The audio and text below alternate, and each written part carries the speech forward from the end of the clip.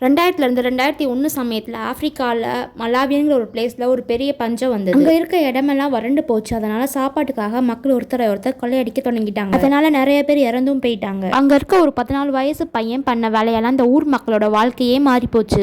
William குவாம்பா அப்படிங்கிற ஒரு பையனை ஸ்கூல்லேருந்து ஃபீஸ் கட்டாததுனால ஸ்கூலை விட்டே தூக்கிடுவாங்க. திடீர்னு அந்த பையனுக்கு ஞாபகம் வந்திருக்கு, காத்தாடின்னு ஒரு விஷயத்தை பற்றி நம்ம படித்தோமே அப்படின்னு.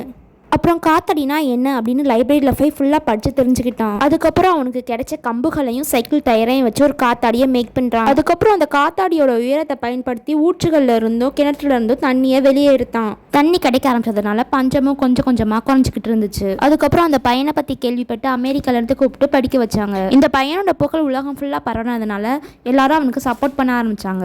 20 வருஷம் கழிச்சு வறண்டு போன அவரோட ஊரை நல்லா பச்சை பசேல்னு மாற்றிருக்காரு. இன்னைக்கு அவர் ஆப்பிரிக்காவில் 200க்கும் மேலே காத்தாடிகளை வச்சிருக்காரு. அதுக்கப்புறம் இவர் கெட்டின ஸ்கூல்ல 1000க்கும் மேலே பிள்ளைங்க படிக்கிறாங்க.